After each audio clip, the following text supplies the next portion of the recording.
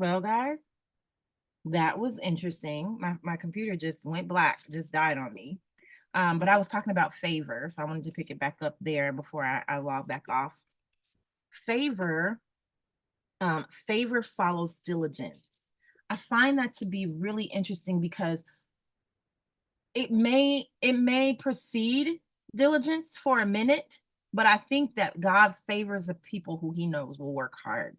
And I love that this scripture talks about favor, um if you are good, like if you are good, because Proverbs talks about being good and being diligent and being a hard worker, all kind of in the same way that they talk about laziness and wickedness and evilness and slothfulness and unrighteousness. All of that is kind of coupled or grouped together in the Proverbs. A good man is a diligent man, is a man who listens and learns and receives instruction, right? All of those are kind of synonyms in the book of Proverbs. So when we um when we see favor in scripture, we see favor following a good, diligent, hardworking, instructable, wise, right? All that is wisdom person. So this once again says a good man obtains favor from the Lord. And who doesn't want favor from the Lord, right? It's amazing. So before I pop off again, because I didn't mean to pop off the first time, I did want to cover oh,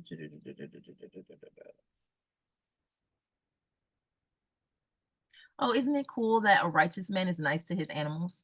Like, isn't that cool? He's basically like, don't beat up your babies. Don't beat the cattle and the cows and the the goats and the sheep. Don't beat them, right? Don't beat your donkey, the one that carries all that heavy stuff for you. Don't beat them, right?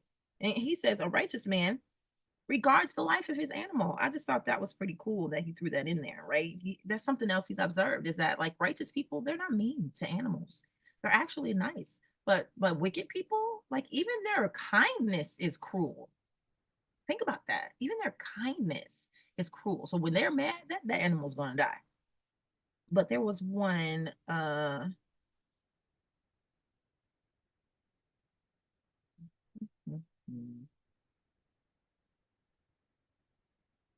okay, so it's verses 11 and 24 that I wanted to put together because I love it when I see multiple verses about kind of the same thing that tie together, like I did 28 and 21. So let's look at 11 and 24. He who tills his land will be satisfied with bread, but he who follows frivolity is devoid of understanding. Useless pursuits. I think my husband might think I've done that a few times. Useless pursuits, like my MLM pursuits. I love multi-level marketing. I think it's amazing and I love it, but he might not like it so much. It hasn't been very fruitful financially. And then you have in verse 24, the hand of the diligent will rule, but the lazy man will be put to forced labor. Now, I found this to be interesting. I find this to be interesting because they're both talking about diligence and hard work, right? But one of them says that when you till your land, you will eat bread, you will be satisfied, you yourself. But the other one says that when you work hard, when you're diligent, you will rule, as in you will rule others. So it feels like it's saying, hey, if you are diligent, till your land, do your thing, work hard, you will not only be satisfied yourself, but you will help satisfy others around you. You will rule over others. But it says, he who follows frivolity is devoid of understanding. If you go after worthless pursuits, you're just kind of dumb. Like you don't get it. Like you don't understand what it means to work hard because you're trying to get rich quick or something like that, right? But over here it says the lazy man will be put to forced labor. So putting those two things together, I'm like, okay, so lazy people end up following useless pursuits and they end up working for the righteous people because they got to eat, right? And it's the righteous, hardworking people who are actually producing bread and able to rule over others. So then the lazy man ends up working for them, man. But it says as forced labor. Isn't that something? As forced labor, I don't want to work, but I have to. And who wants to be the person that has to work and doesn't want to work, right? We all have to work. We all need money. We all need something. We got to live, right? But this is interesting to me to see the juxtaposition of the hard worker ends up being the ruler, the one who bosses the other people around and tells them to do the hard work. I don't have to do the hard work because I'm a hard worker. That's interesting. I'm already a hard worker, right? And so I get to rule over others and not lord over others. But in the same way that my hard work provides bread for me, my hard work will now provide bread for others. And I think that's an insight that I want to pass on to my children, like to help them to see why it is so valuable to be a diligent worker, right?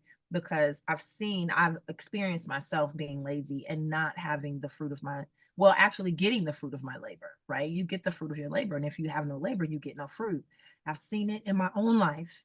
And I really want to help my kids move to a place where they have an amazing work ethic. And I think this is a great way to do that, is to say, hey, do you see that when you work hard, you're satisfied and you get to rule, you get to help satisfy others, you get to rule and manage and be over others. Whereas when you're lazy or you're following frivolousness, right? And things that are frivolous, constantly scrolling, get rich quick schemes, things that are just fruitless, right? When you follow those things because you want the money, but you don't want the work, guess what you're going to end up? You're going to end up being forced labor. You're going to end up doing the very thing you were trying to avoid. I think that is a key teaching here, that oftentimes the things that we are trying to avoid, that's what we end up getting, because in the process of trying to avoid them, we put ourselves in the position of now we need to do whatever we need to do to get what we need. And now we're doing the thing we were trying to avoid doing, right? Following me? You following me? Oh.